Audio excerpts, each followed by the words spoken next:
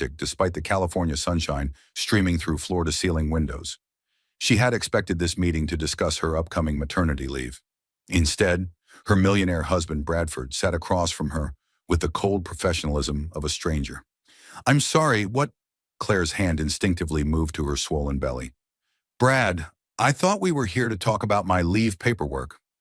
Bradford Harrison, 35 years old and worth $12 million according to the latest tech industry reports, straightened his Armani tie. His angular face showed no warmth, no recognition that he was speaking to the woman who had shared his bed for 5 years, who carried his child. "There's been a change of plans, Claire. We've created a new position specifically for you. Executive Assistant to the Chief Operating Officer." He slid a manila folder across the polished conference table. "Miss Madison Wells will be assuming the COO role effective immediately." Claire's breath caught. Madison Wells, the 26-year-old junior developer with platinum blonde hair and legs that seemed to go on forever? The woman who had been working late nights with Brad for the past 6 months? Who always seemed to need his personal attention on projects? Assistant? The word came out strangled. Claire had been CloudSync's director of marketing before her pregnancy complications forced her to reduce her hours.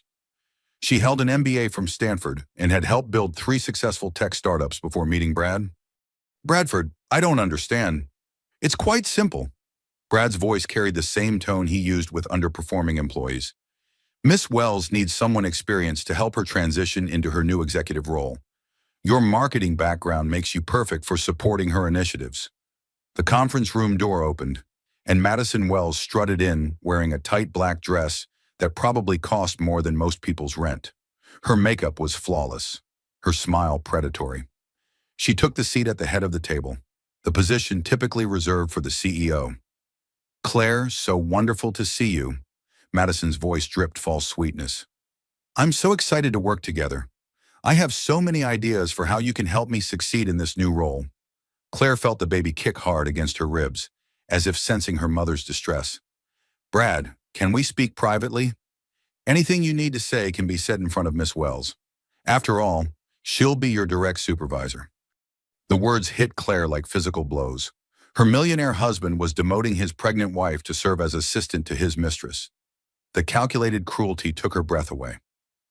"Your duties will include managing Miss Wells' calendar, preparing her presentations, coordinating her meetings, and handling her administrative needs." Brad consulted his tablet with the efficiency of a machine. "Grace Miller from HR will provide you with the complete job description." "Administrative needs." Claire's voice barely rose above a whisper. Madison leaned forward, her green eyes glittering. "Oh, you'll be such a help. Claire, I'll need you to organize my office, schedule my appointments, maybe pick up my dry cleaning when I'm too busy with important meetings. You know, the little things that keep an executive running smoothly." The baby kicked again, harder this time. Claire pressed both hands against her belly, fighting waves of nausea that had nothing to do with pregnancy hormones. "Bradford, I need to speak with you. Alone." "I'm afraid that's not possible. Miss Wells and I have a very important presentation to prepare for the board tomorrow." Brad's fingers drummed against the table. "We'll need you to handle the research and formatting." "Of course. Miss Wells shouldn't have to worry about such mundane tasks." Claire stared at her husband, searching for any trace of the man who had proposed to her on a moonlit beach in Maui, who had cried when they first heard their baby's heartbeat. All she saw was cold calculation. "I won't do this." The words came out stronger than she felt. "I won't be degraded like this. Not by you, not by anyone." Brad's expression didn't change, but something dangerous flickered in his eyes. He reached into his briefcase and withdrew a second folder, this one thicker and bound with a red ribbon. "I was hoping you'd be reasonable about this, Claire, but I came prepared for your dramatics." He untied the ribbon with deliberate slowness. "These are divorce papers, already filled out, just awaiting your signature." The conference room tilted. Claire gripped the edge of the table, her knuckles white against the dark wood. "Divorce papers. It's quite generous, actually. You'll receive a modest settlement, enough to get you started somewhere new, somewhere away from Silicon Valley. Perhaps away from my business and my reputation." Madison examined her perfectly manicured nails, barely suppressing a smile. "There's just one small condition." Brad continued. Sign these papers, accept the assistant position, and you'll keep your health insurance through delivery. Our very expensive health insurance that covers your high-risk pregnancy and that private obstetrician you insisted on? Claire's hands moved protectively over her belly. Her pregnancy had been complicated from the start. Gestational diabetes, preeclampsia warnings, a baby measuring small for gestational age. Her medical bills already exceeded $50,000, and delivery was still 2 months away. If you refuse both the job and the divorce, well, Brad shrugged with theatrical indifference. I'll have no choice but to terminate your employment immediately. No job means no insurance. No insurance means you'll be delivering our daughter in the county hospital. If you can even afford that. The room spun. Claire felt the baby's frantic movements, as if her daughter could sense the threat to their security. You can't be serious. I'm always serious about business. Claire, and make no mistake, this is business. Brad leaned back in his chair, completely relaxed. You have 48 hours to decide. Accept the assistant position and keep your insurance, or sign the divorce papers and take your settlement. Either way, you're no longer my problem after the baby arrives. Madison finally looked up from her nails. I do hope you'll choose to stay and help me. Claire, I have such big plans, and I'll need someone experienced to handle all the details. Someone who knows how to follow orders. Claire's vision blurred with tears she refused to shed. Not here, not in front of them. She struggled to stand, her pregnant body awkward and unwieldy. I need time to think. Of course you do. Brad's smile was razor sharp. But don't take too long. Miss Wells starts Monday, and she'll need her assistant to be fully prepared. Claire walked toward the door on unsteady legs, her hand trailing along the wall for support. Behind her, she heard Madison's tinkling laugh and Brad's low murmur of approval. As she reached for the door handle, Brad's voice stopped her. Oh, and Claire, I'd recommend keeping this conversation private. Corporate politics can be so complicated, and rumors might affect Miss Wells' transition into her new role. We wouldn't want that, would we? Claire turned back one last time, memorizing the face of the man who had just destroyed her world with the casual efficiency of a spreadsheet calculation. Bradford Harrison, millionaire tech mogul, father of her unborn child, and now her worst enemy. No, she whispered. We wouldn't want that. She opened the door and walked out, leaving behind everything she thought she knew about love, marriage, and the man who had promised to cherish her until death do them part. Behind the closed door, Madison's laughter echoed like breaking glass. Tyler Harrison's corner office at Harrison Dynamics occupied the entire 42nd floor of the Salesforce Tower, but he barely noticed the panoramic view of San Francisco Bay. His attention was fixed on Walter Thompson, the family's longtime attorney, who sat across from his desk with a manila folder thick enough to choke a horse. Walter, you look like someone died. Please tell me my idiot brother hasn't gotten himself arrested. Walter Thompson, 45 years old with silver hair and the grave demeanor of someone who had spent decades cleaning up after wealthy families, adjusted his wire-rimmed glasses. It's worse than arrest. Tyler, Bradford has been systematically looting CloudSync solutions while conducting corporate espionage through his mistress. Tyler's coffee mug froze halfway to his lips. Come again. I've been monitoring CloudSync's financial reports as part of the family trust oversight. 3 months ago, I noticed irregularities, unauthorized wire transfers, phantom consulting contracts, equipment purchases that don't exist in inventory. Walter opened the folder and spread documents across Tyler's glass desk. $2 million has vanished from CloudSync's accounts in the past 6 months. Jesus Christ. Tyler set down his mug and leaned forward. Does my grandmother know about this? Not yet, but there's more. Walter's voice dropped to barely above a whisper. Madison Wells, the woman Bradford is having an affair with, has been stealing proprietary code from CloudSync and selling it to your competitors. Tyler's blood ran cold. Harrison Dynamics and CloudSync Solutions had carefully divided the enterprise software market to avoid direct competition. If Brad's mistress was selling CloudSync's innovations to their rivals, it could destroy both companies. How do you know this? I hired a private investigator to monitor Miss Wells' activities. She's been meeting regularly with executives from Zenith Corp and Pinnacle Systems. Our investigator photographed her exchanging USB drives for cash payments. Walter slid surveillance photos across the desk. $25,000 per transaction? Tyler studied the images. Madison Wells in expensive restaurants, sliding small packages across white tablecloths to men in expensive suits. In one photo, she was clearly counting a thick stack of hundreds. Does Brad know? That's the truly disturbing part. Yes, he knows. My sources inside Cloud Sync report that Bradford discovered the theft 6 weeks ago. Instead of stopping it, he began facilitating it. The implications hit Tyler like a freight train. He's planning to cash out, let Madison steal everything valuable, tank the company's value, then disappear with whatever liquid assets he can grab. Precisely. And there's more? Walter produced another document. Bradford has been transferring CloudSync stock to offshore accounts in the Cayman Islands. He's preparing to vanish. Tyler, with the money, with his mistress, and without any concern for the employees whose livelihoods depend on CloudSync.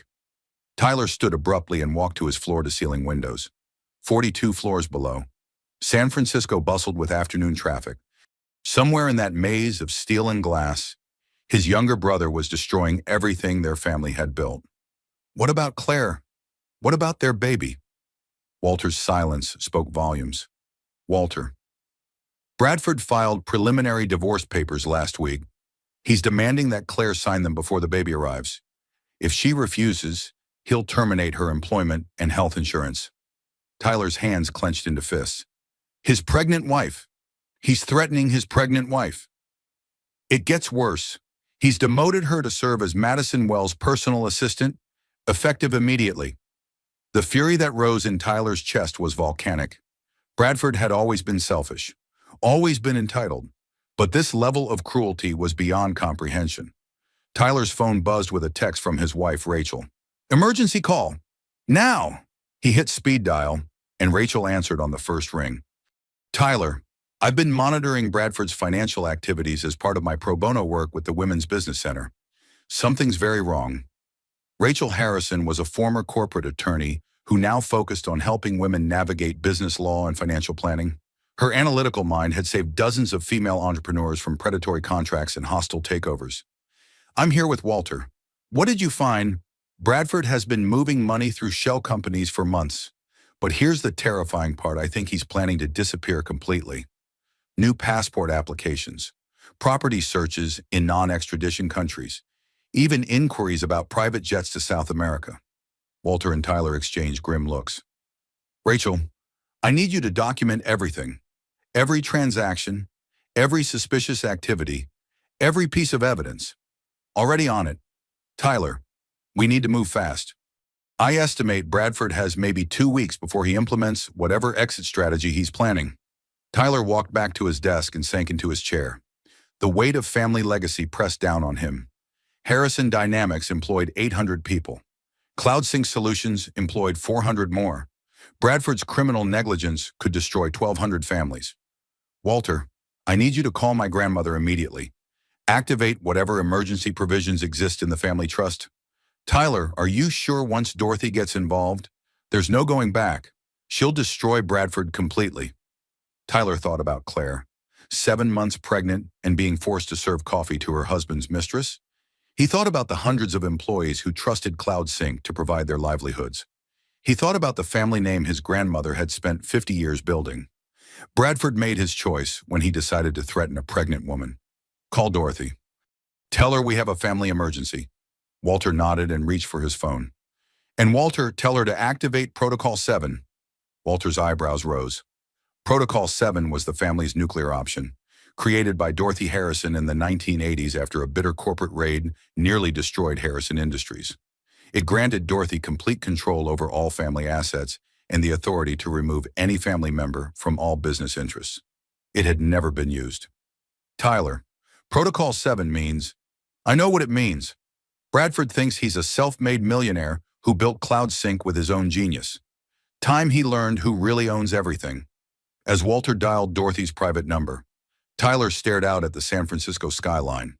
Somewhere out there, his brother was about to discover that stealing from family came with consequences he never imagined. The Harrison family empire was about to go to war with one of its own.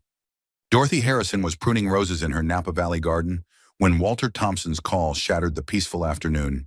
At 68, she maintained the same fierce energy that had built Harrison Industries from a two-person startup in her garage to a tech empire worth over $2 billion. Mrs. Harrison, we have a family emergency. Dorothy set down her pruning shears and walked toward the sprawling stone mansion she had designed herself 40 years ago. How serious, Walter? Protocol 7 serious, Dorothy's steps faltered. In 50 years of building and protecting the Harrison business empire, Protocol 7 had never been activated. She had created it as the ultimate safeguard against family members who might threaten everything she had built. I'll be there in 2 hours. Dorothy Harrison had learned long ago that real power wasn't loud or flashy. Real power was the ability to destroy someone's entire world with a single phone call, delivered in the same tone you might use to order lunch. As her private helicopter lifted off from the Napa estate, Dorothy reflected on the empire she had built from nothing. In 1975, she and her late husband Robert had mortgaged everything to launch Harrison Industries. While other tech companies focused on hardware, Dorothy saw the future in software and data management. She had fought sexism, corporate espionage, hostile takeovers, and recession after recession. She had sacrificed everything for the family business, including relationships with her children. Her son Robert Jr. had died in a car accident at 28. Her daughter Patricia had moved to Europe and barely spoke to her. Only her grandsons Tyler and Bradford remained to carry on the Harrison legacy. Now Walter was telling her that Bradford, her youngest grandson, was destroying everything.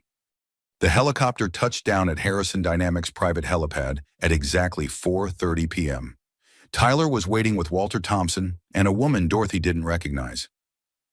Grandmother, Tyler kissed her cheek, but his face was grim. This is my wife Rachel. She's been investigating Bradford's financial activities. Dorothy studied Rachel Harrison with sharp blue eyes. Former corporate attorney, Tyler had said, brilliant legal mind. Good. They would need brilliant minds for what was coming. Show me everything. They moved to Tyler's private conference room, where Walter had arranged documents in neat stacks across a mahogany table that had once belonged to Dorothy's own grandmother. Bradford has stolen over $2 million from CloudSync Solutions, Walter began. He's facilitated corporate espionage through his mistress, Madison Wells, and he's threatening to leave his pregnant wife destitute unless she agrees to serve as his mistress's personal assistant. Dorothy's expression didn't change, but Tyler noticed her hands clench into fists. Madison Wells is selling CloudSync's proprietary code to competitors, Rachel added. Bradford knows about it and allows it to continue. We believe he's planning to cash out everything and disappear within the next 2 weeks. Dorothy walked to the floor-to-ceiling windows and stared out at the San Francisco skyline. 40 years ago, she had stood in a similar office, listening to lawyers explain how a hostile takeover could destroy Harrison Industries. She had vowed that day that no one would ever threaten her family's empire again. What about Claire? What about the baby? Tyler's jaw tightened. He's using her pregnancy as leverage. Sign the divorce papers or lose your health insurance. Accept a humiliating job or watch your baby be born in a county hospital. Dorothy turned back to face them. At 68, she looked like a suburban grandmother with silver hair and comfortable clothes. But her eyes held the cold fury of someone who had spent 50 years crushing anyone who threatened her family. Walter, I want you to activate Protocol 7 immediately. Full implementation. Walter's face went pale. Mrs. Harrison, are you absolutely certain once we implement Protocol 7, Bradford loses everything? No trust fund, no company stock, no family assets. He'll be completely cut off. He should have thought of that before he threatened a pregnant woman. Dorothy's voice could have frozen steel. What else do I need to know? Rachel spoke up. Mrs. Harrison, I've been documenting Bradford's financial crimes as part of my legal research. I believe we have enough evidence for federal charges, securities fraud, corporate espionage, racketeering. Good, file the complaints immediately. Tyler leaned forward. Grandmother, there's something else. Bradford thinks he owns CloudSync Solutions. He's been operating as if he built the company himself. Dorothy's smile was razor sharp. Time for education and family history. She walked to Tyler's desk and picked up his phone. Get me Bradford Harrison at CloudSync Solutions. Immediately. 3 minutes later, Bradford's voice came through the speakerphone. Grandmother, what a pleasant surprise. I'm afraid I'm quite busy preparing for some important presentations. Bradford, I need you to come to Harrison Dynamics immediately. We have urgent family business to discuss. I'm sorry, but that's not possible. Madison and I have meetings scheduled all afternoon. Perhaps we can arrange something next week. Dorothy's eyes glittered dangerously. Bradford, I wasn't making a request. Grandmother, I appreciate that you're used to running things, but CloudSync is my company.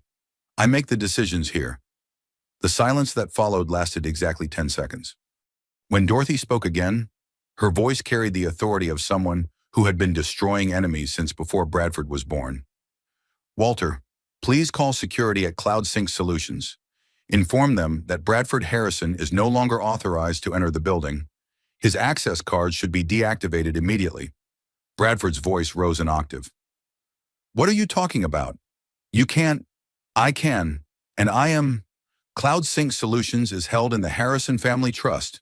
Bradford, a trust that I control absolutely. You don't own that company. You never did.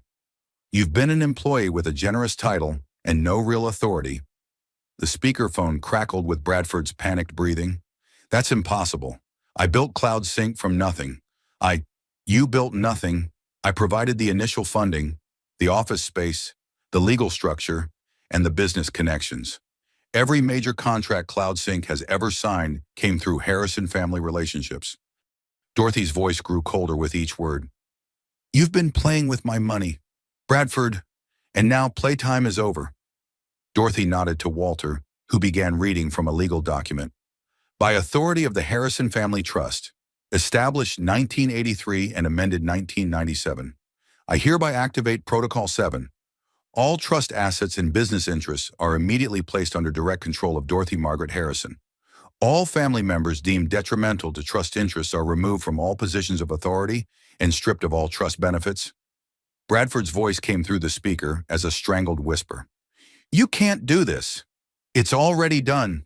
Security is waiting to escort you from the building. Your personal belongings will be delivered to your home address. Your company credit cards have been canceled. Your corporate accounts frozen. Dorothy leaned toward the speakerphone. Bradford, you threatened a pregnant woman? You stole from your own family. You betrayed every principle I raised you to uphold. You're no longer welcome in my businesses or my family. The line went dead. Tyler stared at his grandmother with a mixture of awe and terror. In less than 10 minutes, she had destroyed Bradford's entire world. What happens now? Dorothy was already walking toward the door. Now I go save CloudSync Solutions and make sure Claire and her baby are protected. Rachel, I want those federal complaints filed within the hour. Tyler, call the business press. It's time the tech world learned what happens when you cross the Harrison family. As Dorothy left the conference room, Tyler realized he had just witnessed something extraordinary. A 68-year-old woman had declared war on corporate corruption, and she was going to win. Bradford Harrison had built his empire on a foundation he never owned. Now that foundation was crumbling, and Dorothy Harrison was holding the wrecking ball. 6 weeks after the conference room ultimatum, Claire Harrison stood outside CloudSync Solutions at 7:45 in the morning, her 8.5-month pregnant belly making every movement awkward and exhausting. The baby had dropped lower in recent days, and her doctor warned that labor could begin at any time. She had chosen the assistant position over divorce papers, clinging to the health insurance that would cover her delivery and her daughter's first months of life. The decision felt like slow suicide, but it was the only choice that protected her unborn child. The CloudSync lobby buzzed with early morning activity. Software engineers clutched coffee cups and discussed code architecture. Marketing executives reviewed presentation slides on tablets. Administrative assistants sorted mail and prepared conference rooms for the day's meetings. Everyone stared at Claire. Word had spread quickly through the company's 400 employees. The CEO's pregnant wife was now working as an assistant to his young mistress. The impossible cruelty of the situation fascinated and horrified everyone in equal measure. Grace Miller, CloudSync's human resources director, intercepted Claire at the elevator bank. At 55, Grace had seen every form of workplace dysfunction imaginable, but Bradford's treatment of his pregnant wife tested even her jaded perspective. Claire, Are you absolutely sure about this? I've reviewed the employment contract Bradford prepared, and it's... Grace paused, searching for diplomatic language. It's highly unusual. Claire pressed the elevator button with trembling fingers. I need the health insurance, Grace. The baby could come any day. There might be other options. Federal pregnancy protection laws, wrongful termination suits, against my husband's company, with what money, with what time. Claire's voice cracked. My daughter needs to be born safely. Everything else is secondary. Siamo want. The elevator doors opened, and Claire stepped inside. Through the glass walls, she could see employees throughout the building watching her ascent to the executive floor. Madison Wells' new office occupied the northeast corner of the 35th floor, with floor-to-ceiling windows overlooking the bay. The space had been completely redecorated in shades of white and gold, with modern furniture that probably cost more than most people's annual salaries. Madison sat behind a glass desk that could have doubled as a runway, wearing a designer dress that hugged every curve of her 26-year-old body. Her platinum blonde hair was styled in perfect waves, her makeup applied by someone who clearly charged by the hour. Claire, you're late. I expected you here by 7:30. Claire checked her phone. 7:58 a.m. The contract says 8 o'clock start time. The contract says a lot of things, but I'm your supervisor now, and I need you here earlier. The executive life doesn't follow normal business hours. Madison gestured toward a smaller desk positioned in the corner, clearly intended for secretarial work. I've prepared a list of your duties for today. Claire walked carefully to the corner desk, her pregnant body requiring frequent pauses to catch her breath. The list was written on expensive letterhead in Madison's flowing script. Daily tasks for Claire Harrison. Organize Madison's calendar and reschedule conflicts. Prepare coffee and maintain beverage station. Sort and respond to non-essential emails. Research and prepare presentation materials. Coordinate lunch reservations and dinner plans. Handle personal errands as needed. Maintain office organization and cleanliness. Personal errands. Claire looked up from the list. Oh yes, I'm far too busy with strategic initiatives to handle mundane tasks. Today I need you to pick up my dry cleaning, make an appointment at my salon, and shop for a dinner outfit. Brad is taking me to a very important business dinner tonight. The casual mention of her husband's name hit Claire like a slap. Brad, not Mr. Harrison or Bradford. Brad, the name only his wife and close friends used. I'll need you to organize my presentations for the board meeting next week, Madison continued. Brad says you have experience with marketing presentations, so this should be simple for you. Claire spent the morning preparing coffee, answering emails, and researching market data for presentations that Madison would deliver to the very board Claire had once presented to as director of marketing. The humiliation was precise and calculated. At 11:30, Bradford arrived for his daily meeting with Madison. He walked past Claire's corner desk without acknowledgement, as if she were invisible furniture. Madison, darling, how are the board preparations coming? Wonderfully, Claire has been such a help with the research and formatting. You were right about her abilities. Through the glass office walls, Claire watched her husband lean over Madison's desk to review presentation slides. His hand rested on Madison's shoulder with casual intimacy. When Madison looked up at him with adoring eyes, he smiled with genuine warmth, an expression Claire hadn't seen directed at her in months. At 12:15, Madison emerged from her office holding a designer handbag and car keys. Claire, I'm going to lunch with some very important investors. I need you to run my errands while I'm out. She handed Claire a list written on pink stationery. Everything must be completed before I return at 3 o'clock. Claire studied the list. Dry cleaning pickup required driving to the Marina District. The salon appointment was in Union Square. Shopping for a dinner outfit meant visiting boutiques in Soma. In her current condition, the errands would take at least 4 hours. Madison, I don't think I can complete all of this by 3 o'clock. My doctor recommended limiting my driving time, and, Claire, I'm sure you'll find a way to manage. Brad specifically chose you for this position because of your problem-solving abilities. Madison's smile was sharp as glass. Besides, you wouldn't want me to report performance issues to human resources, would you? Claire gathered her purse and struggled to stand from the corner desk. Every movement sent shooting pains through her lower back. The baby was positioned so low that walking required an awkward waddle. The first stop was Madison's apartment building in Soma, where the doorman handed Claire 3 garment bags of expensive dry cleaning. The weight strained her already aching back, and she had to rest twice before reaching her car. At the salon in Union Square, Claire made appointments for Madison's manicure, pedicure, and hairstyling. The receptionist, a young woman with purple highlights, stared at Claire's pregnant belly with obvious concern. "Are you okay? You look like you should be sitting down." "I'm fine, just running errands for my employer." The shopping expedition proved the most humiliating. Madison had specified 3 high-end boutiques and requested outfit options for a romantic dinner. Claire spent 2 hours waddling between stores, carrying shopping bags filled with designer dresses, lingerie, and accessories that Madison would wear while dining with Claire's husband. In the third boutique, a sales associate approached with obvious concern. "Ma'am, are you sure you should be carrying those heavy bags? You look like you're due very soon." Claire set down the bags and pressed her hand against her lower back. Sharp contractions had been coming intermittently for the past hour, but she had dismissed them as false labor. "I'm just tired. Long day." "Maybe you should call someone, your husband perhaps." Claire almost laughed. "My husband is busy with important meetings." By 2:45, Claire had returned to Cloud Sink with all errands completed. She struggled through the lobby carrying shopping bags and dry cleaning, her face flushed with exhaustion and pain. Every employee in the building watched her humiliation with horrified fascination. Madison returned from lunch at 3:15, glowing with satisfaction from whatever had transpired with her investors. "Claire, perfect timing. Did you get everything on my list?" Claire nodded, unable to trust her voice. The contractions were stronger now, coming every 10 minutes with increasing intensity. "Excellent. I need you to organize these outfits so I can choose what to wear tonight. Brad is taking me to Le Bernardin, and I want to look absolutely perfect." As Claire hung expensive dresses in Madison's office closet, a sharp pain stabbed through her abdomen.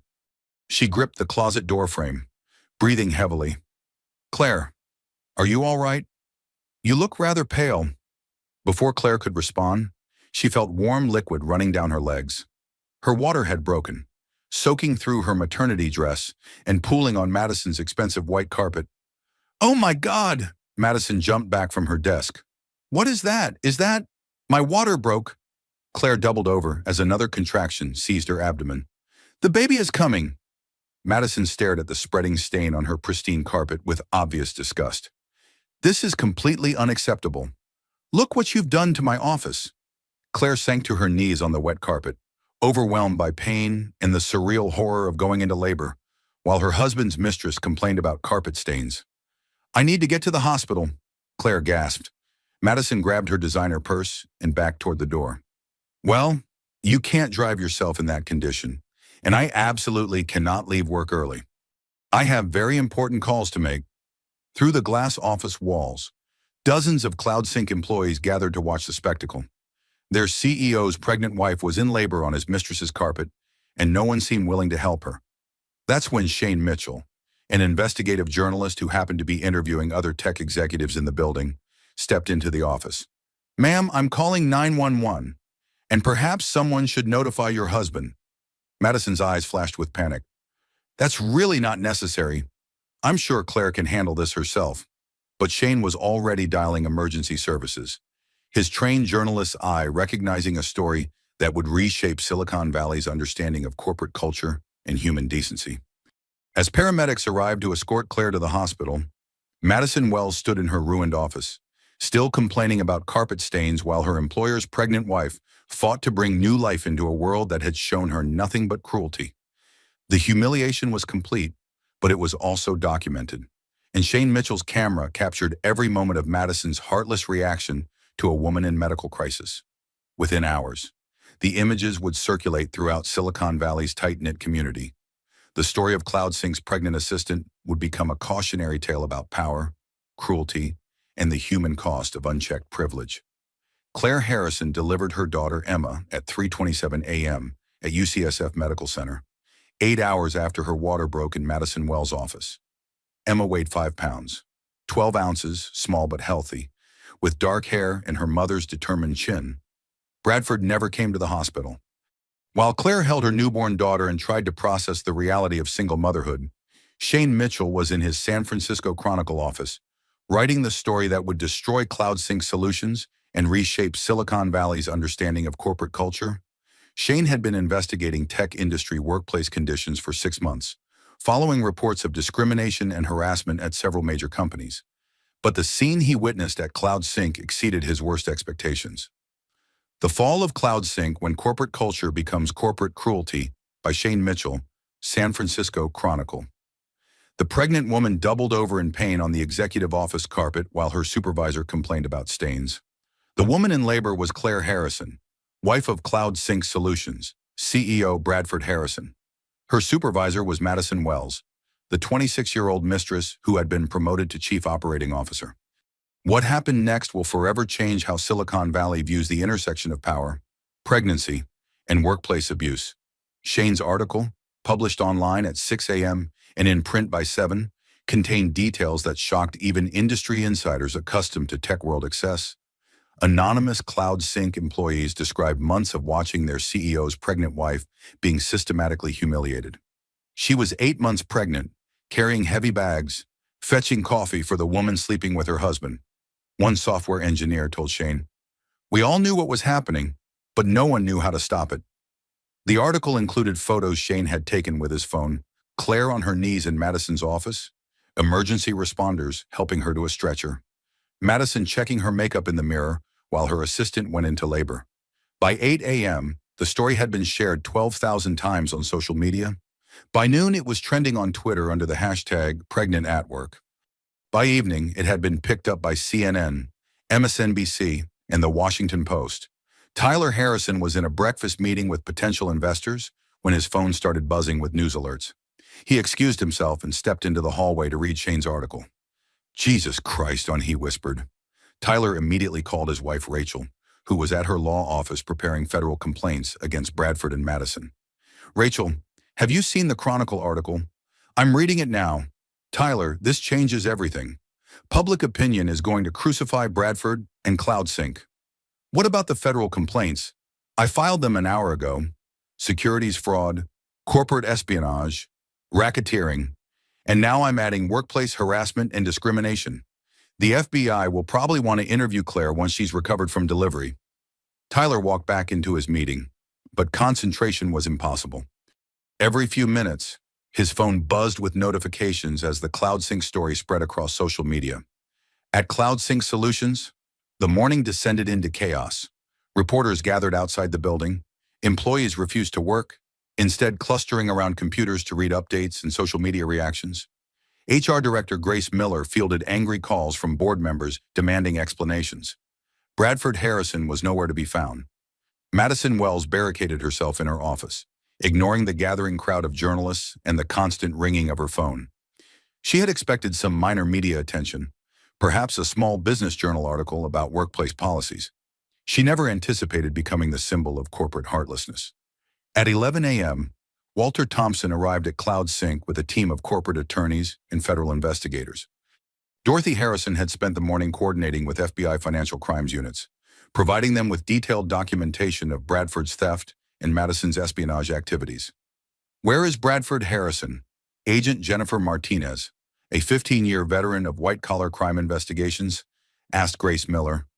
"I don't know. He hasn't been in the office since yesterday afternoon." "What about Madison Wells?" Grace pointed toward the corner office, where Madison remained hidden behind closed blinds. Agent Martinez knocked firmly on Madison's door.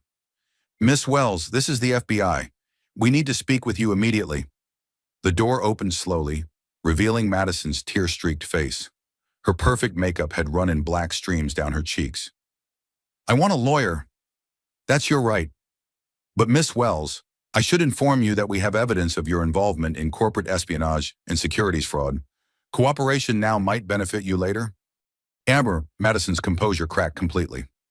"It wasn't my idea. Bradford made me do it. He said it was normal business practice." Agent Martinez exchanged glances with Walter Thompson. The case against Bradford was strengthening by the hour. While federal agents searched CloudSync's offices, Tyler Harrison was implementing Dorothy's instructions to save the company and protect its employees. Harrison Dynamics immediately announced its intention to acquire CloudSync's assets and honor all employment contracts. No CloudSync employee will lose their job because of Bradford's crimes, Tyler announced in a press conference. The Harrison family stands behind the innovation and dedication of CloudSync's workforce. The tech industry's reaction was swift and decisive. Major companies canceled contracts with CloudSync, but announced new partnerships with Harrison Dynamics. Investors who had planned to fund Bradford's future ventures quietly withdrew their interest. Bradford Harrison had become a pariah overnight. Nancy Foster, Claire's best friend and former colleague, had been watching the unfolding scandal from her own tech startup office. She immediately drove to UCSF Medical Center to check on Claire and baby Emma. "Claire, honey, are you okay? I saw the news." Claire was nursing Emma when Nancy arrived, her face exhausted but peaceful for the first time in months. "I'm better than I've been in a long time, actually. It sounds strange, but going into labor on Madison's carpet was almost liberating. I realized I don't have to pretend anymore that Bradford is a good person." Nancy sat in the visitor chair, studying her friend's face. "Claire, there's something I need to tell you. I've been working with Dorothy Harrison for the past month, documenting Bradford's behavior for legal purposes." Claire's eyebrows rose. Dorothy, Brad's grandmother. "She contacted me after Tyler told her what was happening. She's been building a case against Bradford and Madison. The FBI is involved now. This is much bigger than workplace harassment." Claire adjusted Emma in her arms, processing this information. "What kind of case? Securities fraud? Corporate espionage? Theft of family assets? Bradford could go to prison for 10 to 15 years. For the first time in months, Claire smiled genuinely. "Good." Nancy pulled out her laptop. "Claire, I need to show you something. Dorothy Harrison wants to meet with you. She has a proposal that might change everything." On the laptop screen was an email from Dorothy Harrison, offering Claire full legal representation, financial support, and most importantly, justice. "She wants to help me.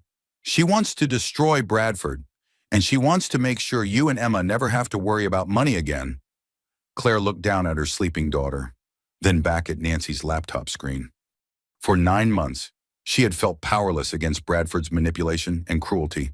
Now, for the first time, she realized she wasn't fighting alone. The Harrison family matriarch was preparing to go to war for her great-granddaughter and the woman who had been brave enough to protect her. Bradford Harrison was about to learn that threatening a pregnant woman had consequences that reached far beyond his imagination.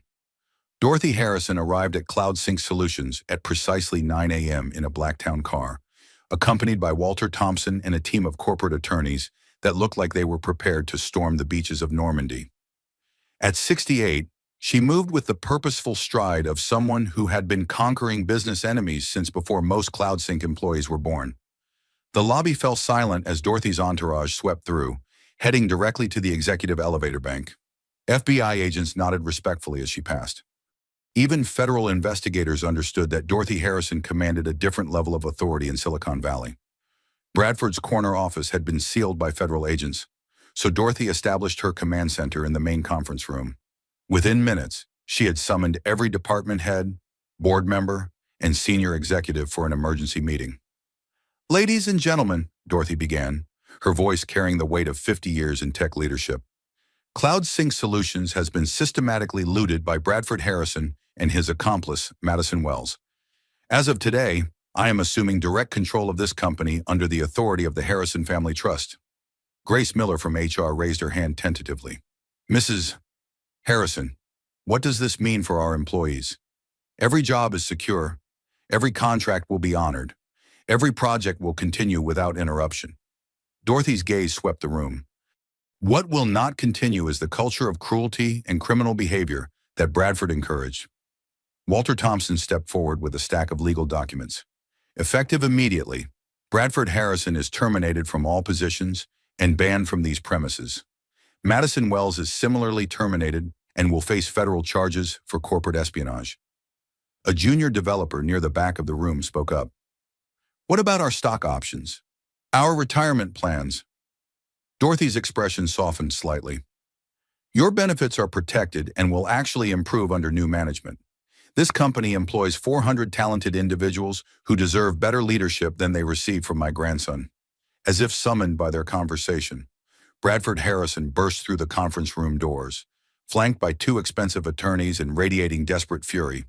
This is illegal. You can't just steal my company. Dorothy turned to face her youngest grandson with the cold patience of a glacier.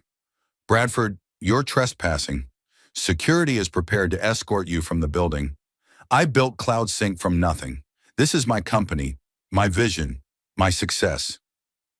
Your vision. Dorothy's voice could have frozen liquid nitrogen. Let me educate you about your vision. Bradford. The initial funding came from the Harrison Family Trust. The office lease is in the trust's name. The major contracts were secured through Harrison family relationships. Even your salary was paid from trust accounts. Bradford's face flushed red. That's not true. Walter Thompson consulted his legal documents. CloudSync Solutions is wholly owned by Harrison Family Trust. Established 1983, amended 1997, Bradford Harrison was granted operational authority as a family member in good standing. That authority is revoked as of today. You can't do this, Bradford's voice cracked with panic. I have investors, I have deals in progress. You have federal charges pending, Dorothy replied calmly. Securities fraud, corporate espionage, theft of corporate assets. Would you like me to continue? Bradford's attorneys exchanged nervous glances. One of them, a sharp-faced man in an expensive suit, stepped forward. Mrs. Harrison, my client disputes these allegations. We demand evidence of any wrongdoing. Dorothy nodded to Agent Martinez, who had been observing from the corner of the room. We have video surveillance of Madison Wells exchanging USB drives containing proprietary code for cash payments, Agent Martinez said. We have bank records showing unauthorized transfers from CloudSync accounts to Bradford Harrison's personal accounts. We have documented evidence of workplace harassment and discrimination. Bradford's second attorney, a younger woman who looked increasingly uncomfortable, whispered urgently in Bradford's ear. Furthermore, Agent Martinez continued, we have recordings. The room went dead silent. What recordings? Bradford's voice was barely a whisper. Madison Wells, who had been conspicuously absent from the meeting, suddenly appeared in the doorway. Her perfect makeup was gone, replaced by the haggard appearance of someone who hadn't slept in days. Tell them about the recordings, Madison, Agent Martinez said.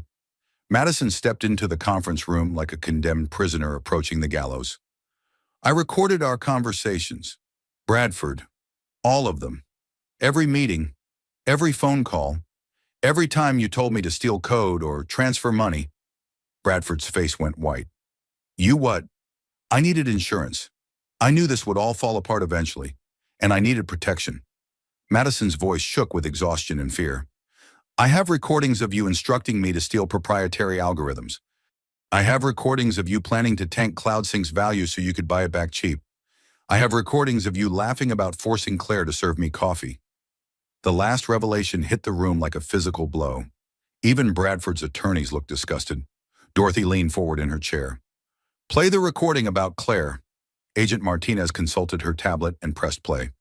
Bradford's voice filled the conference room with crystal clarity. The best part is watching her waddle around 8 months pregnant. Fetching coffee for you. The humiliation is perfect. She thinks she's protecting her precious baby, but she's just destroying her own dignity. By the time the kid arrives, she'll be so broken down that signing divorce papers will seem like mercy. Madison's recorded laughter followed, bright and cruel. The silence that followed was deafening. Several CloudSync employees stood and walked out of the room in disgust. Bradford's first attorney grabbed his briefcase. We're withdrawing from this case immediately. His second attorney followed suit. Mr. Harrison, you'll need new representation. Bradford stood alone in the conference room, abandoned by his lawyers, his mistress, and his family. Dorothy Harrison studied him with the detached interest of a scientist examining a particularly unpleasant specimen. Bradford, you are no longer my grandson. You are no longer a Harrison. You are no longer welcome in my businesses, my home, or my family. Bradford's desperate fury crumbled into panic. Grandmother, please, I made mistakes. But I can fix this. I can make it right. Mistakes are math errors. Bradford, this is malice. Dorothy stood and gathered her papers. Walter, please ensure Mr. Harrison is escorted from the premises. Security should be prepared for him to become violent. As if on cue, Bradford lunged toward Dorothy, his face twisted with rage. You can't destroy me. I won't let you, security guards materialized instantly, restraining Bradford as he struggled and shouted threats. His transformation from polished tech executive to screaming criminal was complete and horrifying. Agent Martinez, Dorothy said calmly as Bradford was dragged from the room. I believe you have sufficient evidence for arrest. More than sufficient. We'll be filing formal charges within the hour. Dorothy walked to the conference room's floor-to-ceiling windows and gazed out at the San Francisco skyline. Somewhere in that maze of steel and glass was her great-granddaughter Emma, and Claire, the young woman who had shown more courage in 9 months than Bradford had displayed in his entire life. Walter, I want you to contact Claire immediately. Offer her full legal representation, financial support, and whatever she needs for her daughter's future. What about Cloud Sync? Dorothy smiled for the first time in days. Cloud Sync will become the most family-friendly tech company in Silicon Valley. We're going to prove that treating employees with dignity isn't just morally right, it's profitable. As federal agents placed Bradford Harrison in handcuffs and read him his rights, Dorothy Harrison was already planning the next chapter of the Harrison business empire, an empire that would be built on justice, family loyalty, and the understanding that real power came from protecting the vulnerable, not exploiting them. Bradford had learned too late that his grandmother hadn't built a $2 billion empire by being gentle with those who threatened her family. Shane Mitchell's original article about CloudSync's corporate culture had exploded into a national conversation about workplace harassment, corporate abuse, and the treatment of pregnant women in Silicon Valley.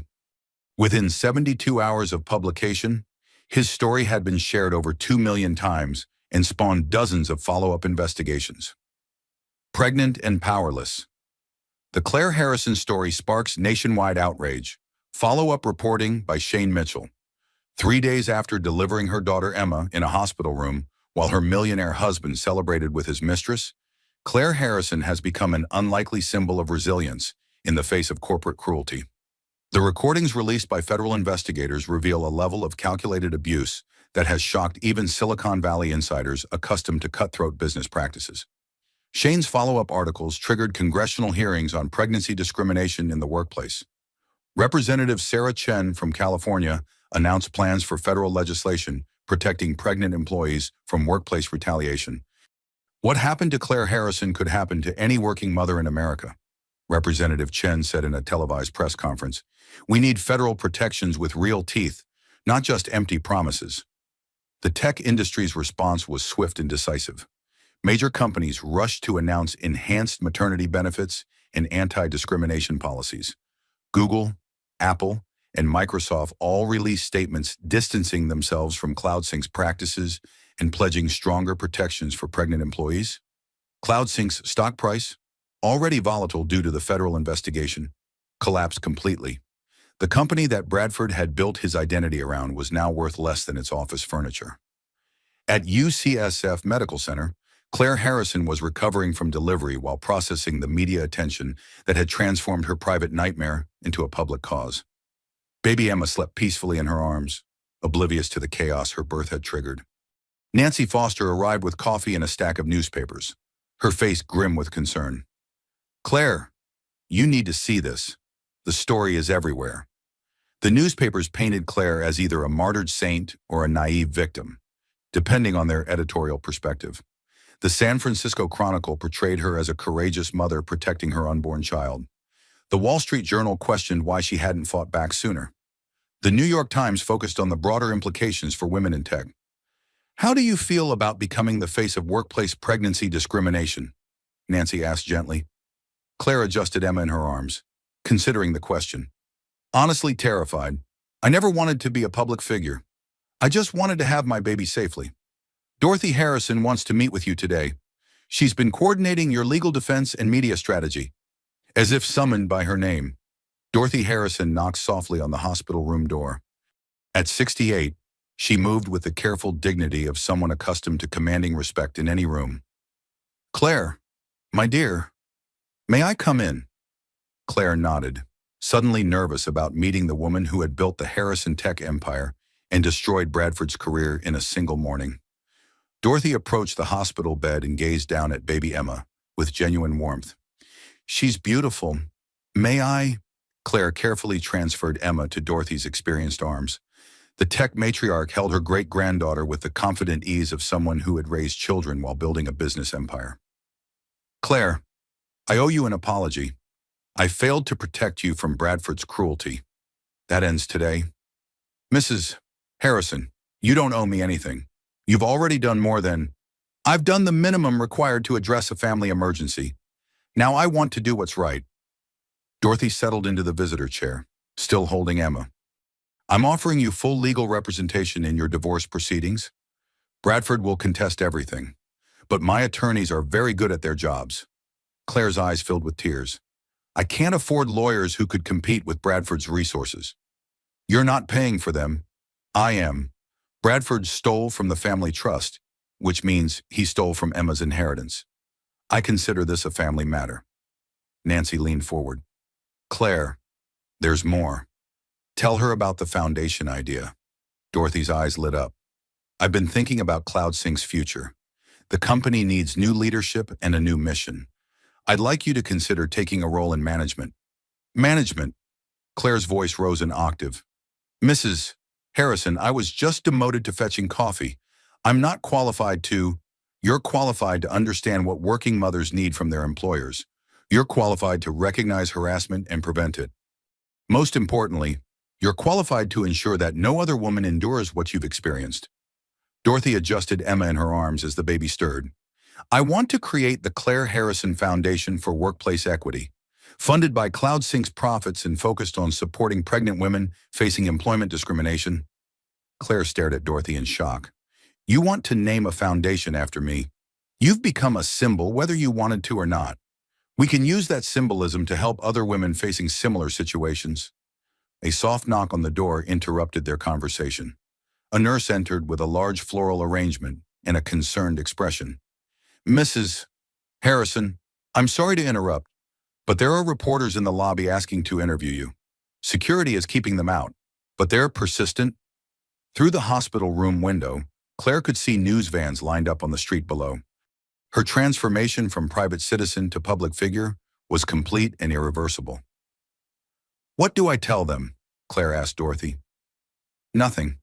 For now, Walter Thompson is coordinating all media communications. Your job is to recover and bond with your daughter. The world can wait, but the world wouldn't wait. By evening, Claire's story had been featured on every major news network. CNN's legal analyst called it the most egregious case of pregnancy discrimination in corporate America. MSNBC's business reporter described Bradford's behavior as a masterclass in how not to treat employees. Fox News, predictably, questioned why Claire hadn't simply quit her job, prompting immediate backlash from women's rights organizations. At federal detention facility in Oakland, Bradford Harrison watched the news coverage from his cell with growing panic. His criminal defense attorney, a public defender named Marcus Webb, had explained the severity of the charges against him. 15 to 20 years if convicted on all counts, Marcus had said bluntly. Securities fraud, corporate espionage, racketeering, the recordings Madison provided are devastating. Bradford's request for bail had been denied due to flight risk. Federal investigators had discovered his researches into non-extradition countries and attempted passport applications under false names. Madison Wells, facing her own criminal charges, had been released on bail after agreeing to testify for the prosecution. Her cooperation was complete and damaging. She had provided recordings, financial documents, and detailed testimony about Bradford's criminal enterprises. In her own apartment, Madison watched the news coverage with growing horror. She had become the most hated woman in Silicon Valley, the symbol of corporate callousness who complained about carpet stains while a pregnant woman went into labor. Her social media accounts were flooded with death threats. Her family had stopped taking her calls. Even her attorney seemed disgusted by her actions. The tech industry's response was swift and permanent. Madison Wells would never work in Silicon Valley again. At Harrison Dynamics, Tyler Harrison was coordinating the acquisition of CloudSync's assets and employees.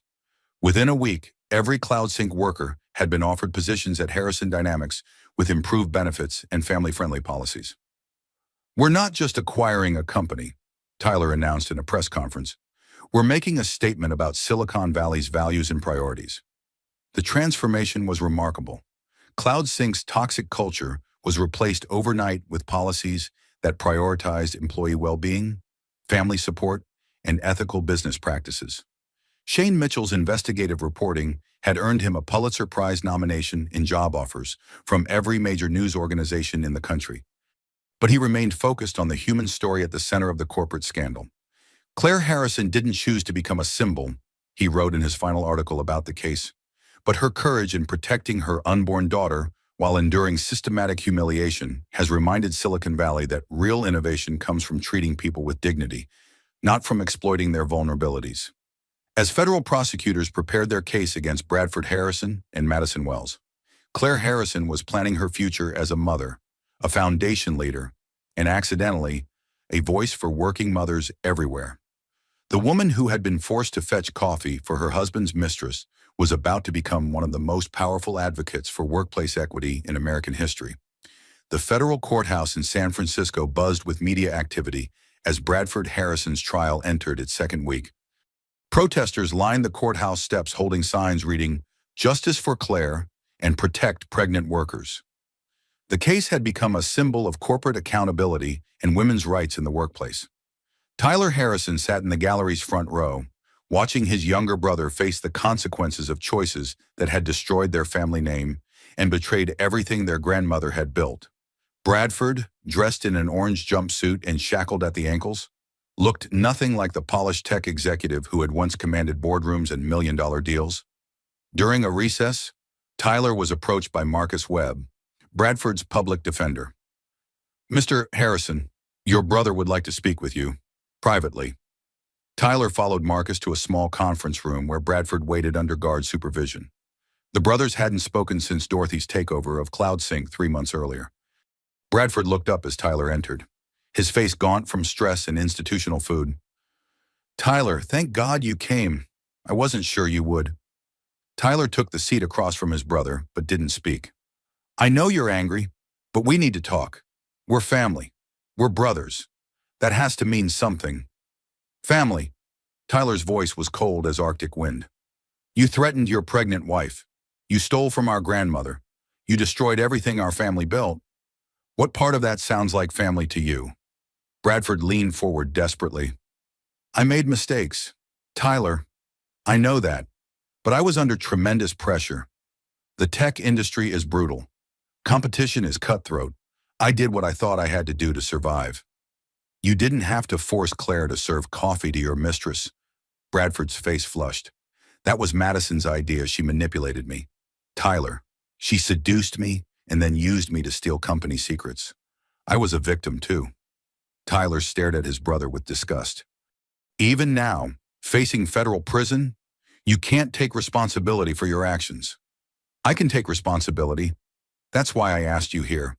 I want to make this right. I want to apologize to Claire, to the family, to everyone I hurt. Your apologies are worthless. Bradford, Claire went into labor on your mistress's carpet while you planned romantic dinners. Our grandmother had to activate emergency protocols to stop you from looting the family trust. You're not sorry you did it. You're sorry you got caught." Bradford's desperate composure cracked. "You don't understand. I built CloudSync from nothing. I was successful. I was respected. Grandmother took that away from me. Grandmother gave you everything you had and you threw it away for a 26-year-old gold digger who was stealing from you. Madison loved me." Tyler laughed bitterly. "Madison loved your money and your access to proprietary technology. The moment federal agents arrested you, she started negotiating immunity deals." The truth of Tyler's words hit Bradford like physical blows. Madison had visited him exactly once since his arrest, and only to inform him that she was cooperating fully with prosecutors. "What do you want me to say, Tyler?" "That I'm sorry, that I regret everything." "Fine, I'm sorry, I regret everything. Now will you help me?" Tyler stood to leave. "I want you to understand something. Bradford, when grandmother activated Protocol 7, she didn't just remove you from the family business, she removed you from the family, legally, morally, permanently. You can't mean that. Yesterday, our father signed documents formally disowning you. He'll be testifying for the prosecution about your pattern of entitlement and disrespect for family values." Bradford's face went white.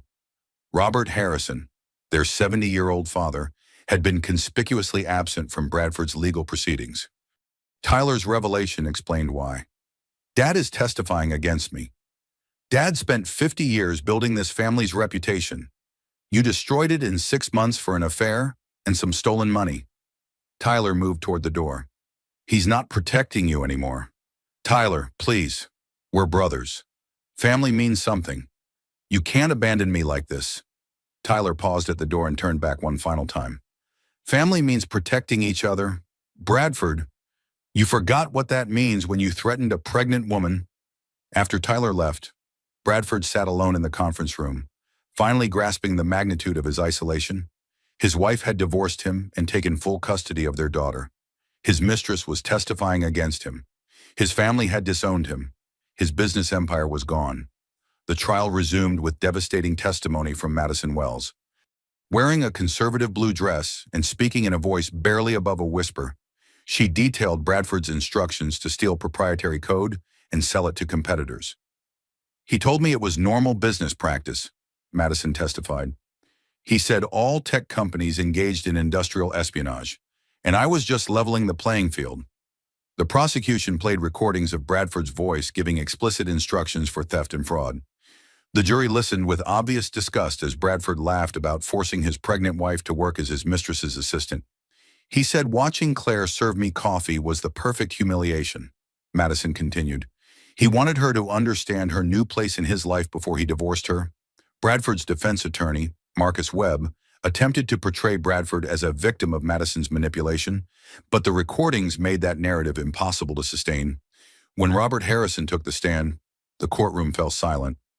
At 70, he retained the commanding presence that had built Harrison Industries from a garage startup to a tech empire. Bradford is my son, Robert testified, his voice heavy with grief. But he is not the man his mother and I raised. The behavior documented in this trial represents a fundamental betrayal of every value our family holds sacred. The prosecution asked Robert to describe Bradford's pattern of entitlement and disrespect for family authority. Bradford always believed the rules didn't apply to him. He thought his last name entitled him to success without effort, respect without earning it, loyalty without reciprocating it. Robert's voice cracked slightly. When he threatened his pregnant wife, he crossed a line that cannot be uncrossed. In the gallery, Dorothy Harrison watched her son testify against her grandson with stoic dignity. The destruction of her family brought her no satisfaction, but justice required sacrifices. Claire Harrison sat in the witness section, holding baby Emma and preparing for her own testimony. The past 3 months had transformed her from victim to advocate. The Claire Harrison Foundation for Workplace Equity had already helped dozens of pregnant women facing employment discrimination. When Claire took the stand, the courtroom was completely silent. She spoke clearly and calmly about Bradford's systematic campaign to humiliate and control her. He didn't just want to divorce me, Claire testified. He wanted to destroy my dignity first. He wanted me to understand that I had no power, no options, no hope of fighting back. The prosecution asked Claire to describe the moment her water broke in Madison's office. I was hanging up expensive dresses that Madison would wear to dinner with my husband. I was 8.5 months pregnant, carrying heavy shopping bags, taking care of personal errands for the woman sleeping with my husband. Claire's voice remained steady. When my water broke, Madison's first concern was about carpet stains. The jury's reaction was visible and unanimous. Several jurors wiped away tears. Bradford's defense attorney attempted to suggest that Claire could have quit her job at any time. With what money, Claire responded. With what health insurance, my husband controlled everything. I had no income, no assets, no support system except the health insurance that covered my high-risk pregnancy. But you chose to accept the assistant position rather than sign divorce papers? I chose to protect my unborn daughter. That's what mothers do. Claire's testimony lasted 2 days and sealed Bradford's fate. The recordings were damning, but her first-hand account of systematic abuse resonated with the jury on a human level that transcended legal technicalities. During closing arguments, the prosecution summarized Bradford's crimes with devastating efficiency. Bradford Harrison didn't just steal money, he stole dignity. He didn't just commit corporate espionage. He weaponized pregnancy against his own wife. He used his position of power to inflict maximum humiliation on the woman carrying his child. The jury deliberated for less than 4 hours. Guilty on all counts. Bradford Harrison was sentenced to 15 years in federal prison with no possibility of parole for 8 years. Madison Wells received 5 years and agreed to pay full restitution to CloudSync and its competitors. As Bradford was led away in shackles, he looked back at Tyler one final time. Tyler stared straight ahead, showing no emotion. The Harrison family had chosen justice over blood loyalty, and Bradford had learned too late that real power came from protecting the vulnerable, not exploiting them. Outside the courthouse, Dorothy Harrison held baby Emma while Claire spoke to reporters. "No woman should have to choose between her dignity and her child's safety," Claire said. "The Claire Harrison Foundation will ensure they never have to." The trial was over, but the work of rebuilding trust and protecting vulnerable employees was just beginning. 2 years after Bradford Harrison's conviction, the federal courthouse in San Francisco hosted a very different kind of gathering. The Claire Harrison Foundation for Workplace Equity was announcing the results of their groundbreaking study on pregnancy discrimination in corporate America, and the findings were reshaping employment law across the nation. Claire Harrison stood at the podium in the courthouse's main auditorium, holding 2-year-old Emma on her hip while addressing an audience of employment lawyers, federal legislators, and corporate executives. The woman who had once been forced to fetch coffee for her husband's mistress was now one of the most powerful advocates for workplace equity in American history. "Today, we release findings from the largest study ever conducted on pregnancy discrimination in the workplace," Claire announced. Over 12,000 working mothers participated, representing every industry and income level across all 50 states. The statistics were staggering. 43% of pregnant women reported experiencing workplace harassment or discrimination. 27% lost jobs or income due to pregnancy-related retaliation. 15% were forced into humiliating roles specifically designed to pressure them into quitting. These numbers represent real women, real families, real children whose futures were threatened by employers who viewed pregnancy as a weakness to exploit rather than a natural life event to support. In the audience, Dorothy Harrison watched her great-granddaughter babble happily while her mother delivered remarks that would influence federal legislation. At 70, Dorothy had seen many battles for workplace equality, but Claire's transformation from victim to advocate represented something unprecedented. Tyler Harrison sat beside his grandmother, leading the standing ovation as Claire concluded her remarks. Under his leadership, Harrison Dynamics had become the most family-friendly tech company in Silicon Valley, with the lowest employee turnover and highest satisfaction ratings in the industry. "Treating employees with dignity isn't just morally right," Tyler had explained in countless interviews. "It's profitable. Our productivity and innovation increased dramatically when we prioritized employee well-being over exploitation." The former CloudSync building had been completely transformed. What had once housed Bradford's toxic corporate culture now served as the headquarters for the Claire Harrison Foundation, complete with an on-site daycare center, lactation rooms, and family support services. Madison Wells was conspicuously absent from the proceedings.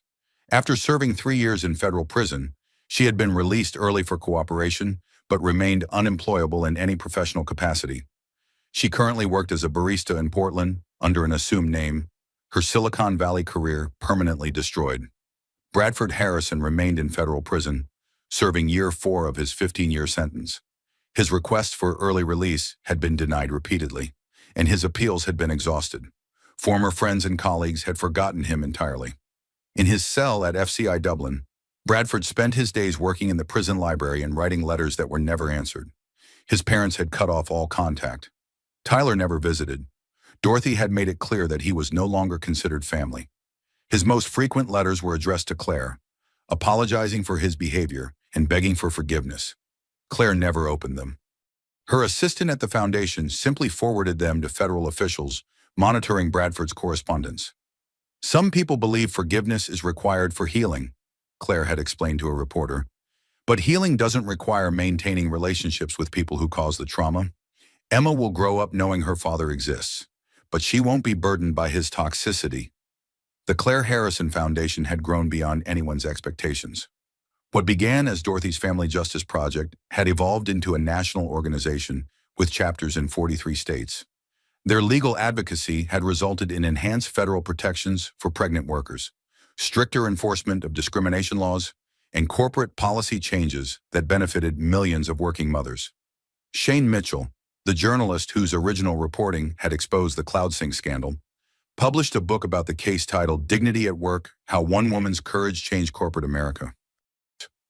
The book became a bestseller, with all proceeds donated to the Claire Harrison Foundation.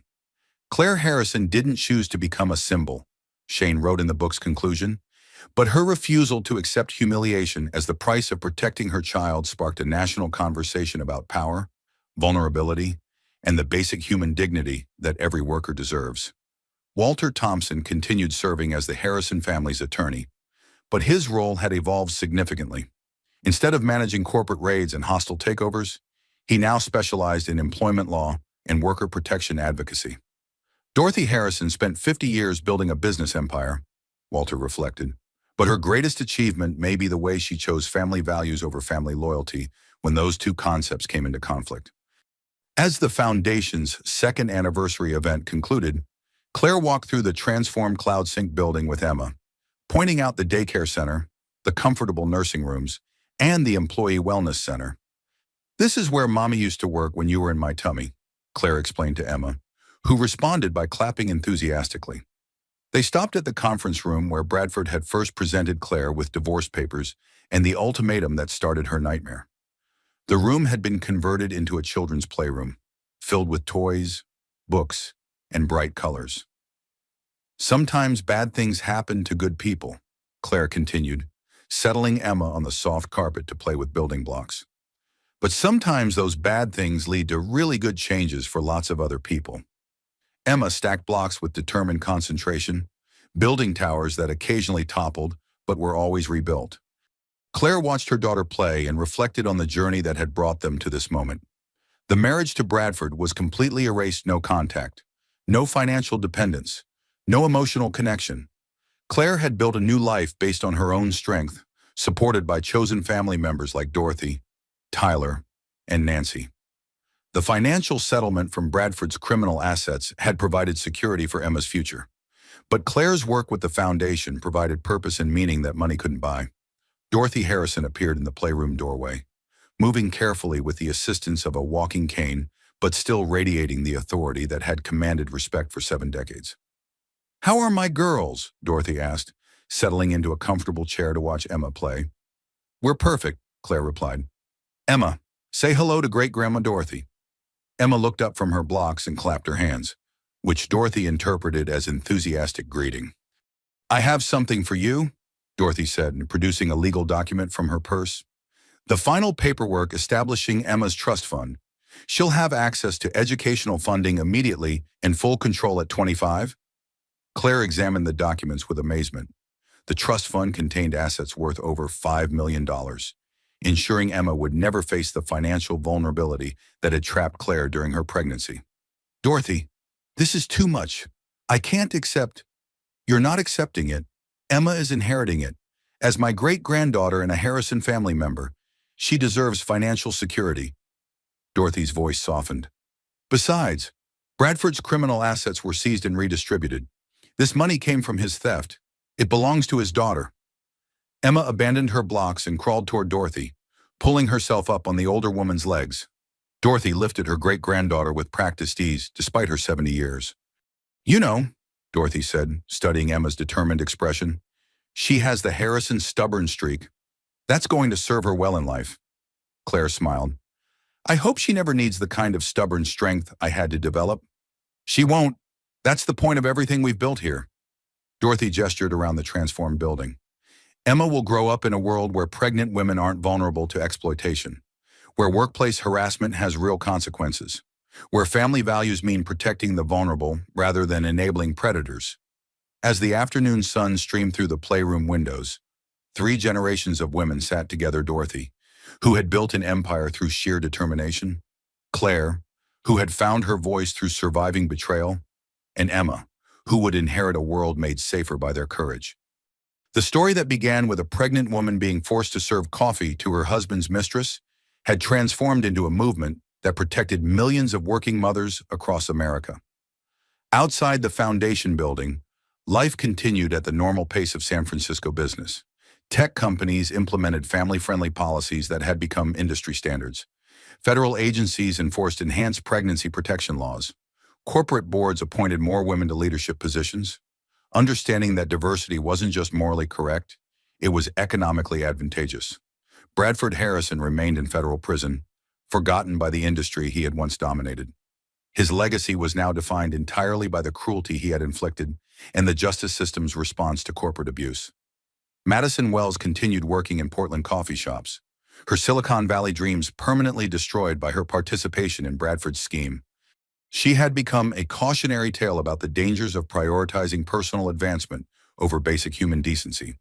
But Claire Harrison had become something far more powerful, a symbol of transformation, resilience, and the possibility that even the most devastating betrayals could be overcome through courage, community support, and unwavering commitment to protecting others from similar harm.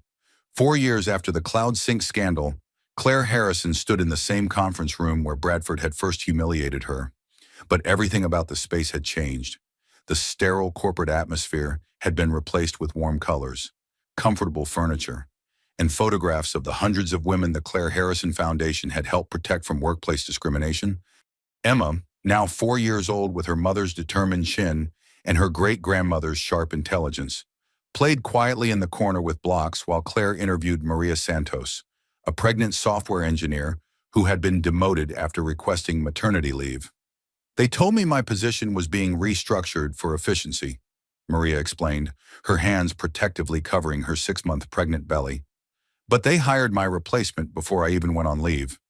Claire took detailed notes, her experience having taught her to recognize the subtle patterns of pregnancy discrimination that companies use to avoid legal liability. "Maria, what you're describing is textbook retaliation. We'll connect you with our legal team immediately, and I'll personally ensure your case receives priority attention." Through the conference room's glass walls, Claire could see the foundation's bustling activity. 23 full-time employees worked with pregnant women facing employment discrimination across the country. Their legal advocacy division had won over 400 cases in 4 years, establishing precedents that protected working mothers nationwide.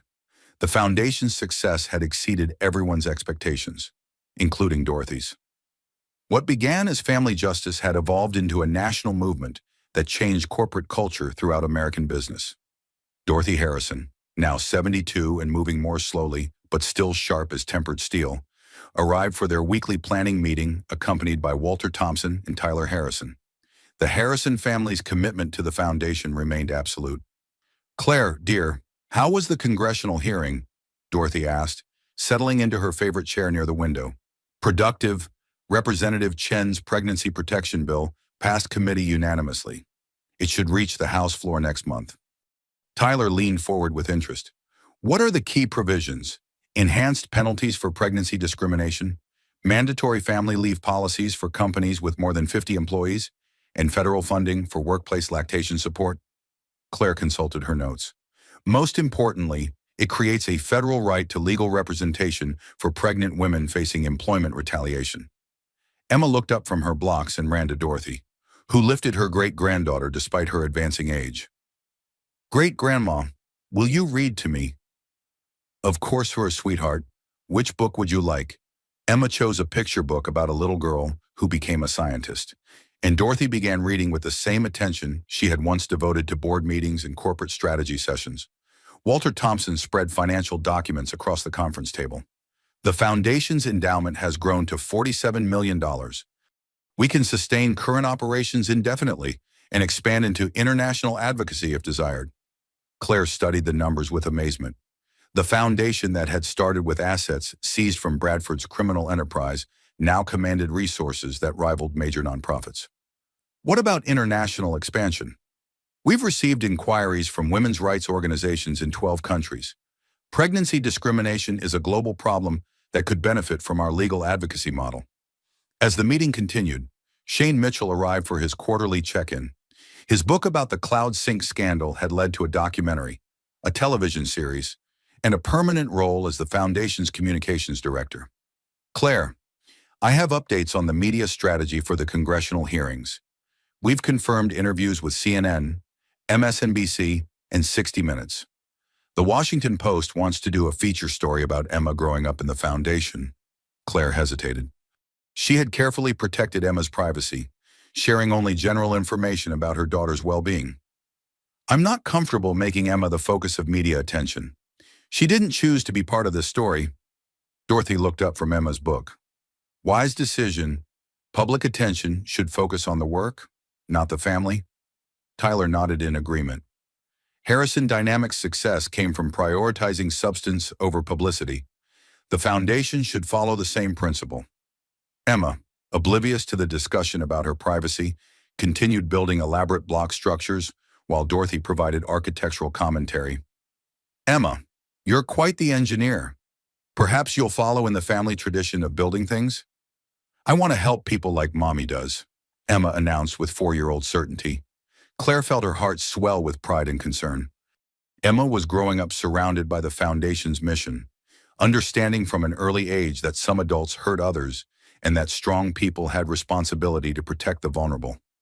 Nancy Foster arrived for lunch, carrying takeout from the Vietnamese restaurant that had become the Foundation's unofficial cafeteria. As Claire's best friend and the Foundation's program director, Nancy had witnessed Claire's complete transformation from broken victim to powerful advocate. How are you feeling about the anniversary? Nancy asked as they arranged food around the conference table. In 2 weeks, the Foundation would mark the 5th anniversary of Bradford's arrest and Claire's transformation from victim to advocate. The anniversary always brought mixed emotions, pride and accomplishments, grief for trauma endured, and determination to continue protecting other women. Reflective, I suppose. Sometimes I can't believe how much has changed. Walter Thompson consulted his calendar. Speaking of anniversaries, Bradford's parole hearing is scheduled for next month. The room fell silent. Bradford had served 6 years of his 15-year sentence and was eligible for parole consideration, though legal experts considered his release unlikely. Has he requested contact with Emma? Tyler asked. Through his attorney, yes. He wants visitation rights and involvement in her upbringing. Walter's expression showed his opinion of Bradford's request. Claire has absolute discretion to refuse, and I recommend she exercise that discretion. Claire watched Emma playing peacefully, building a tower that reached almost to her shoulder. Bradford had never shown interest in his daughter beyond using her as leverage against Claire. He had no relationship with Emma, no understanding of her personality, no involvement in her daily life. Emma doesn't know him, and I see no benefit in changing that. He chose to threaten her mother during pregnancy. That choice has permanent consequences. Dorothy nodded approvingly. Some bridges, once burned, cannot be rebuilt. Bradford made his choices. Now he lives with the results. The Foundation's afternoon activities continued with the comfortable rhythm that had developed over 4 years. Legal advocates prepared cases. Counselors met with pregnant women facing discrimination. Administrative staff coordinated with congressional offices on federal legislation. Claire walked through the building, checking on various programs and marveling at what had grown from her personal nightmare. The Foundation employed 43 people, operated offices in 6 states, and had helped over 2,000 women protect their rights during pregnancy. In the evening, Claire and Emma returned to their apartment in Pacific Heights, a comfortable 2-bedroom space that prioritized safety and proximity to the Foundation. Emma's bedroom was filled with books, art supplies, and educational toys that reflected her growing curiosity about the world. As Claire tucked Emma into bed, her daughter asked the question she posed every few weeks. Mommy, why don't I have a daddy like other kids? Claire had prepared for this conversation since Emma learned to speak, consulting child psychologists about age-appropriate explanations for difficult family circumstances. Some families have mommies and daddies. Some have just mommies. Some have just daddies. And some have grandparents or other special adults. Our family has Mommy, great-grandma Dorothy, Uncle Tyler, and lots of people at the Foundation who love you very much. But why don't I have a daddy? Your daddy made some very bad choices before you were born. He hurt people and had to go away. Mommy decided it was safer and happier for us to have our own special family. Emma considered this explanation with 4-year-old seriousness. Will he ever come back? Not to our family, but if you ever want to know more about him when you're older, we can talk about it. I like our family the way it is.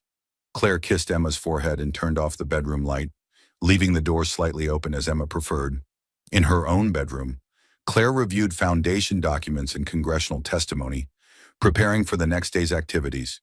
Her work required constant focus on legal details, financial planning, and political strategy. But tonight, she allowed herself to reflect on the journey that had brought her to this moment. 5 years ago, she had been trapped in an abusive marriage, forced to serve coffee to her husband's mistress while 8 months pregnant. She had felt powerless, isolated, and terrified for her unborn daughter's future. Tonight, she was one of the most influential workplace advocates in American history, commanding resources that protected thousands of women, raising a confident daughter who understood her own worth, and building a legacy that would outlast any individual career or personal achievement. The woman who had been humiliated on Madison Wells' carpet had become the architect of federal legislation protecting pregnant workers nationwide. Bradford Harrison remained in federal prison, forgotten by the industry he had once dominated, abandoned by the family he had betrayed, irrelevant to the daughter whose future he had threatened. But Claire Harrison had built something permanent and powerful from the wreckage of her marriage. The foundation would continue its work long after she retired, protecting generations of women from the vulnerabilities she had experienced. As Claire fell asleep in her comfortable apartment, Emma breathing peacefully in the next room, she reflected on the wisdom Dorothy had shared years earlier. Real power wasn't about having money or titles. It was about knowing your worth and refusing to let anyone convince you otherwise. The story that began with a pregnant woman's ultimate humiliation had become the foundation for protecting millions of women from similar exploitation. Bradford Harrison had destroyed his own legacy through cruelty and greed. Claire Harrison had built hers through courage, compassion, and unwavering commitment to ensuring that no other woman would face what she had endured. The little girl sleeping peacefully in the next room would grow up in a world made safer by her mother's strength, supported by a chosen family that prioritized protection over exploitation, and equipped with resources that would prevent her from ever experiencing the vulnerability that had nearly destroyed her mother. Emma Harrison would inherit not just Dorothy's trust fund, but something far more valuable: a world where pregnancy was protected, where workplace harassment had consequences, and where powerful families chose justice over loyalty when the two concepts came into conflict. The circle was complete. The conference room where Claire had once been threatened with divorce papers now served as headquarters for an organization that had transformed American workplace culture. From ultimate humiliation to ultimate empowerment, the pregnant woman who refused to accept degradation had become the most powerful voice for workplace dignity in the nation. Bradford Harrison had learned too late that threatening a pregnant woman had consequences that reached far beyond his imagination. Claire Harrison had proven that the strongest revenge was building a better world for everyone who came after.